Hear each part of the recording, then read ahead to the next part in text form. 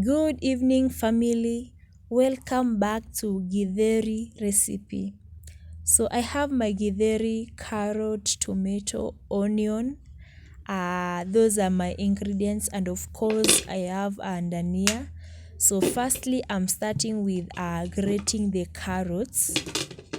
I will grate the carrots. And by the way, I love Githeri so much. Like mostly I take Githeri during lunch time. So I love maize because maize are rich in carbohydrates. Beans are rich in proteins. So I love the combination so much. So these are my ingredients I'm going to use to cook my Githeri. I have dania, I have onions, so I have cut them into very fine pieces. Very adorable pieces. I will turn my gas on, put a sufuria, and add a full spoon of cooking oil into my sufuria. So I'm going to add onions and wait till they turn golden brown color.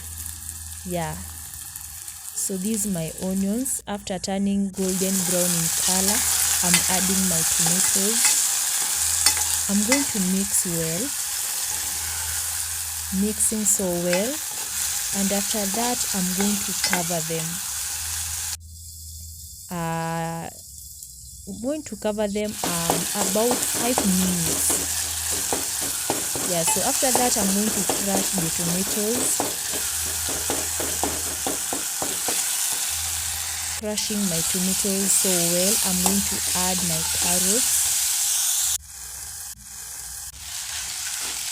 So I'm adding my Githeri there to the mixture. So I'm going to mix so well. I want a very perfect mixture. So this is my mixture, my Githeri now. I'm going to add salt. Adding flavor. So I'm adding salt.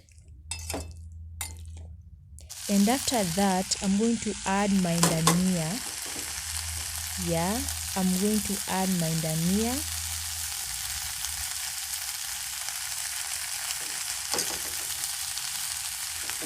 Adding my dania.